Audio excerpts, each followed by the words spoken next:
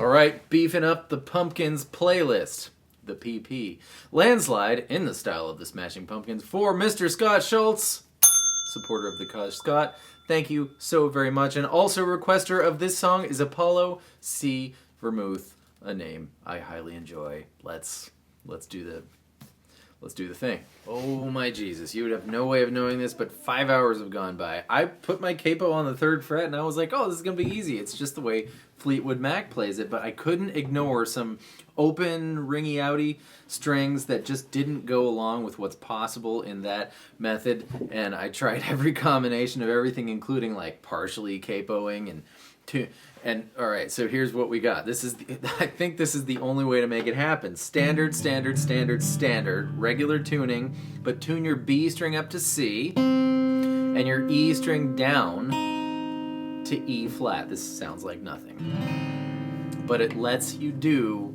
I'm just going to cut here because I don't want to have to redo this. I'm going to do it in tiny pieces. Mind you, even more devious, this is not the way Smashing Pumpkins play it live. They play it the cheating way, the Fleetwood Mac way, with the capo on the 3rd fret and you play C and a bunch of easy stuff. But yeah, so here we go. Ready?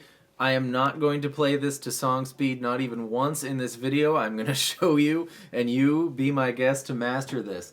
Pointer finger on D1, ring finger on G3, pinky finger on B3, and you're going to pluck thusly D and B, D, G, D, E, B.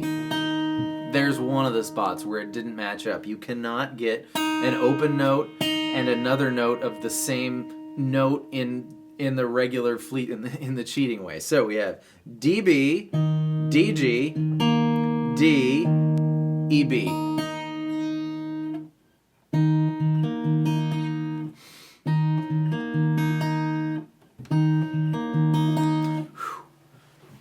For the second measure, yes, we're on the second measure. I'm pleased to announce that your right hand does the exact same thing. So you just did this. Now, remove thy pointer finger, remove thy pinky finger, and put thy middle finger on the B string 2nd fret. Right hand does the same thing. But when you get to the E string pluck, sneak your pointer finger on the E string 2nd fret before you go E, B. So, whole thing nice and slow thus far.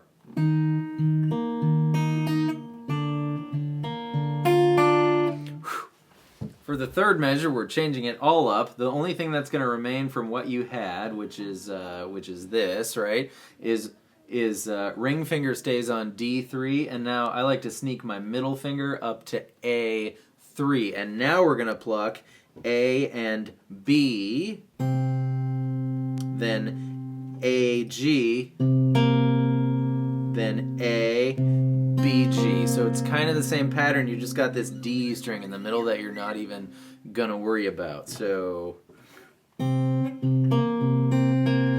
then you do the second one again. Thank God. So whole thing really nice and slow. Take 2.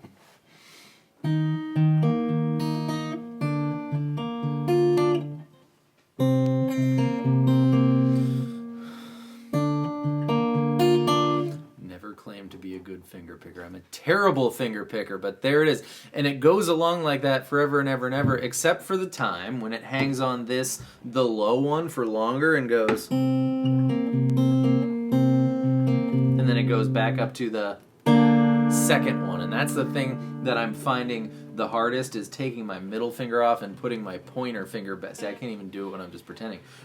Take your middle finger off and plop your pointer finger back on so it hangs on that low one.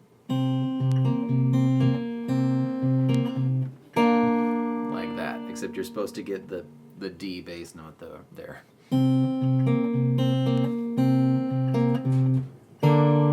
Like that, but smooth. Good luck.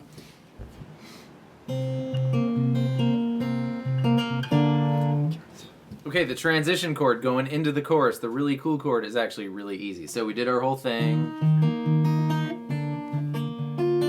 to the low one, right? 3-3 on A, D. And now your right hand does the exact same thing. You just take your middle finger off.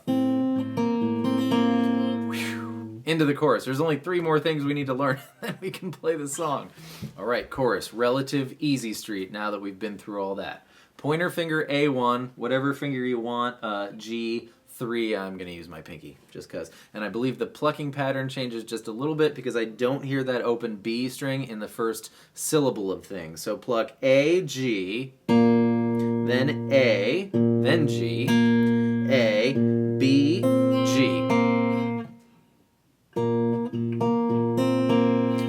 Right hand does the same thing, pointer finger comes off. And then the third chord, another impossibility with the cheating method.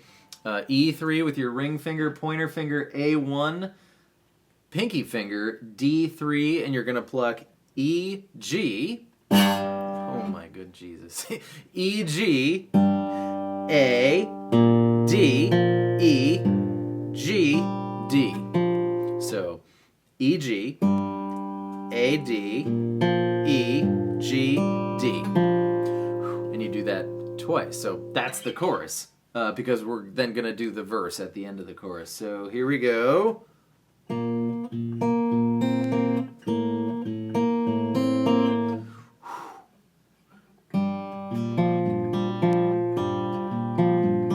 And then you go through your verse. I'm not even going to pluck it.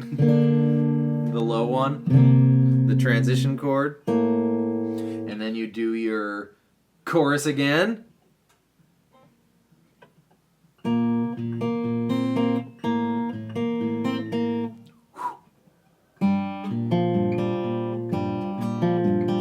And then you do your verse, low one, and back up as if it's the regular verse. And that brings us to the solo. Oh my good gracious. Whew! All right, back to my wheelhouse. Usually the solo is the hard part. Whew! I'm going to assume you're not going to retune your guitar in the middle, so we're going to leave it in this kooky tuning. And you're going to play B7, hammer on pull off 8, slide down to 5, then give it a pluck finally, and slide it back up to 7. So, then grab the 8th fret of the G string, 8, 7, 8 on the D string, 10 on the D string, 7G, 8, slide it up with a pluck to 10 on G. So that whole part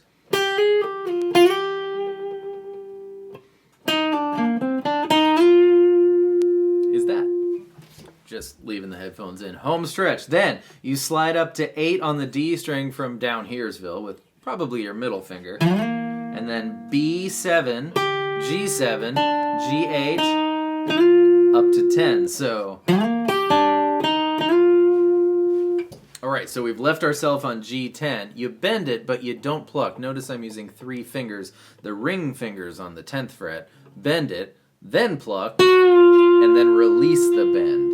Then, on the G string, 8, 7, 8, 7, D8, 10, context. Yeah, there we go. Now to A8, 10, 11, 10, 8, 10, 8. All right, that segment.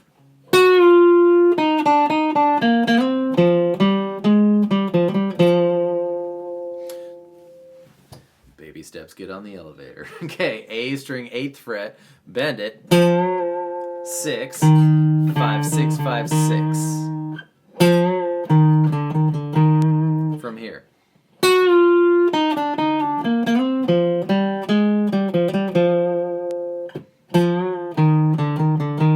And then there's a little swan's flight up as we enter back into the chorus. So here we go. All right, last bit from...